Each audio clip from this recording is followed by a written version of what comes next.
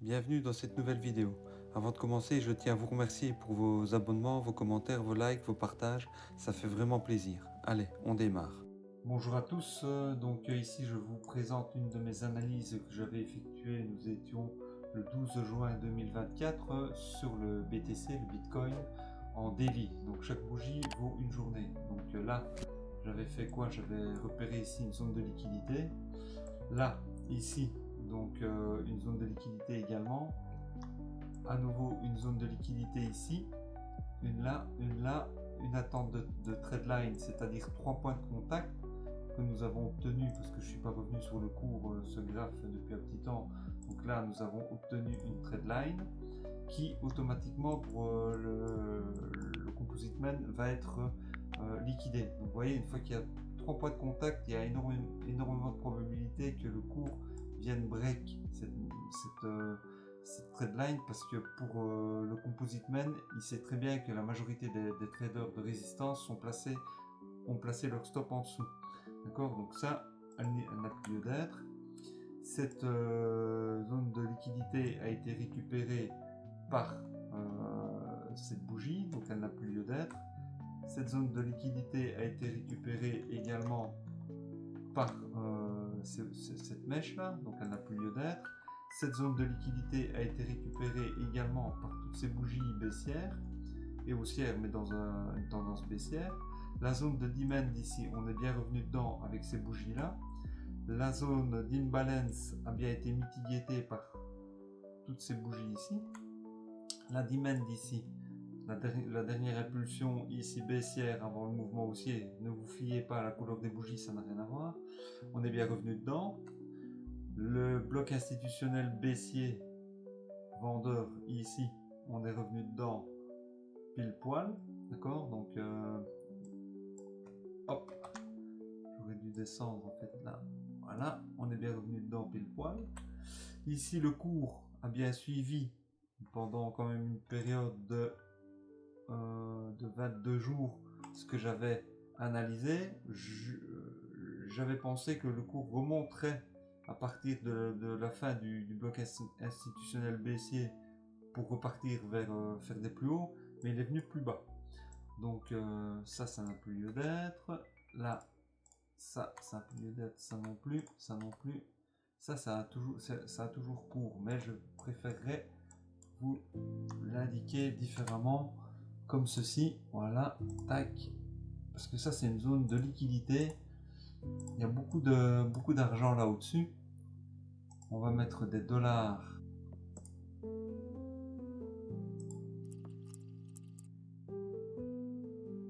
Donc voilà, cette zone cette création de liquidité est présente parce qu'il y a beaucoup d'argent là au-dessus de ceux qui travaillent en short. Pourquoi? Parce qu'ils ont mis leur short là avec leur stop là. Et donc du coup, si le cours, ça n'a pas lieu d'être parce qu'ils ont eu un trade gagnant, mais s'ils ont mis par exemple au dernier plus bas, actuellement, s'il y en a qui se sont mis là, au-dessus de ces mèches, on va dire, juste là, comme ça, voilà, voilà, ils ont peut-être pris leur short à ce niveau-ci sur cette bougie là, ils ont mis leur stop là, et ils ont mis leur take profit au niveau de la résistance qui est ici. Et là, du support qui est là. Ça, c'est un support. On va le mettre en blanc. Voilà. Et bien, j'espère pour eux qu'ils ont pris des profits partiels parce que maintenant, ils sont de nouveau en perte. Vous voyez, ils sont dans le rouge. Là. Et si le composite man remonte pour aller chercher la liquidité avant de faire des plus bas, eh bien, ils seront sortis et n'auront pas pris une partie de profit, ce qui est dommage.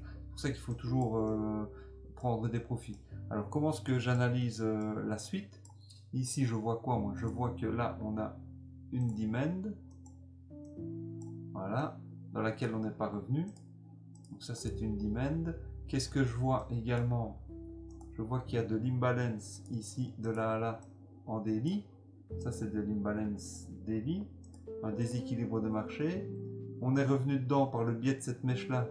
Donc là, je peux voilà, raffiner pour me mettre pile poil sur la voilà, sur le bas de la mèche, donc l'imbalance daily. Alors comme ma demand est dans l'imbalance, je vais la raffiner et je vais mettre, voilà, plus comme ceci, voilà. Donc je vais un peu agrandir pour aller voir proprement ce qu'il y a dedans. Voilà, ici, tac, tac, tac. Donc l'imbalance, il va de là à là, oui c'est juste, de là à là l'imbalance, voilà. Et la demand elle est là, voilà, donc ça fait, vous voyez pourquoi il faut zoomer pour regarder proprement. Donc là j'ai une demand, le dernier mouvement baissier avant le mouvement haussier. Ne vous fiez pas aux couleurs des bougies, ça n'a rien à voir.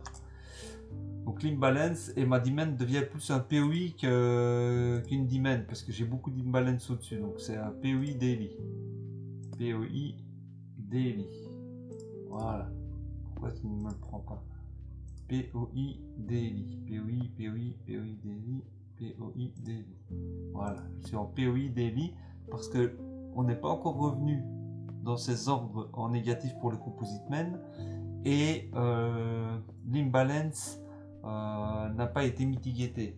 Donc c'est possible que le composite men alors fasse des plus hauts avant de redescendre. Donc là je vois à nouveau de l'imbalance ici. Enfin, si j'ai bougé le truc des retail.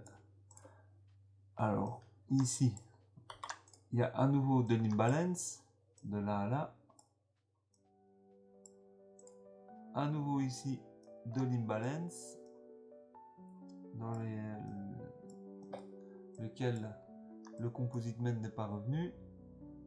Là on a une supply dans laquelle on n'est jamais revenu.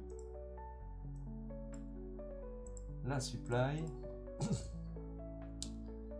Alors là il y a un tout petit peu d'imbalance aussi, je ne sais pas si vous le voyez, entre cette mèche et cette mèche. Et si je zoome, voilà, on voit bien que de là à là le cours il n'est pas revenu. Donc là il y a des ordres en négatif pour le composite men. Donc j'ai encore repris le, voilà, donc de là à là, voilà. Alors donc là il y a aussi une petite supply, un petit POI dans lequel on n'est pas revenu. POI daily également. Voilà, c'est léger parce qu'en fait il y a d'imbalance plus le POI. Là il y a beaucoup d'imbalance et le POI se trouve plus dans une zone pertinente. Alors, donc ça je peux le virer. Maintenant vous avez compris, hein, si le composite men fait des plus hauts, il récupère la liquidité et puis après il peut faire des plus bas pour mitiguer tout l'imbalance, les POI, enfin mitiguer les imbalances, revenir dans ces ordres négatifs et après il peut faire des plus hauts. Donc je vais enlever ceci, voilà. Donc qu'est-ce que je pense par rapport à ce que je vois et à ce que j'analyse, c'est que en fait il y a plus de probabilité que le composite men revienne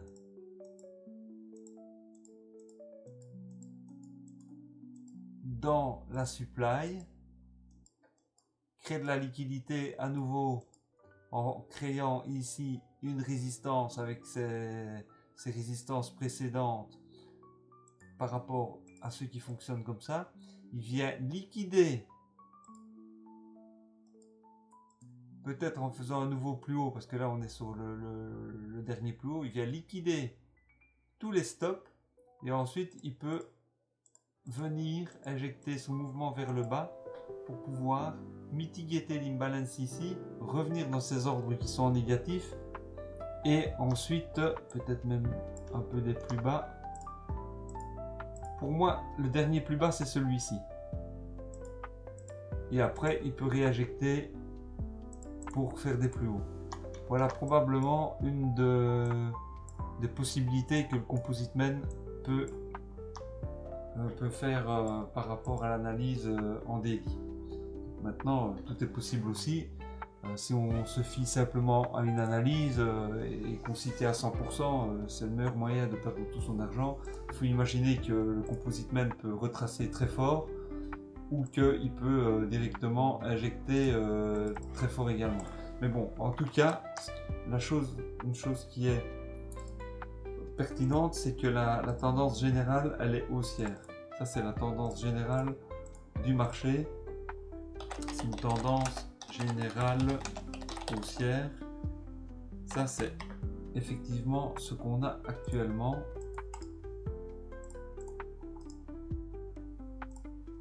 Voilà. Maintenant, il faut envisager que tout est possible. Hein. Si vous partez avec certitude que c'est to the moon ou que ça n'ira jamais au plancher, à la cave, vous êtes mal barré. Donc c'est pour ça qu'on utilise toujours des stops, qu'il faut gérer son trade, prendre des profits partiels et puis utiliser un drawdown une fois qu'on perd plusieurs trades d'affilée. Donc l'analyse technique, c'est très très bien. Ça donne beaucoup de probabilité de réussite de trade, mais il ne faut pas faire ça n'importe comment. C'est pour ça que je vous fais des vidéos pour que vous appreniez vous-même la manière de faire. Et bon, n'oubliez pas que cette chaîne, pensez que cette chaîne est une chaîne de divertissement et d'éducation, mais c'est pas du tout un conseil en investissement ou quoi que ce soit. Vous prenez vos propres responsabilités et vous vous y tenez. Moi, je suis responsable de rien du tout. Je vous partage simplement par passion mes analyses et la technique. Voilà. N'hésite pas de mettre un like, de t'abonner pour ne manquer aucune des futures vidéos. Et dis-moi si tu aimes bien que je fasse des vidéos dans ce style-là, comme ça je ferai plusieurs également. Voilà, allez, à bientôt. Ciao, ciao.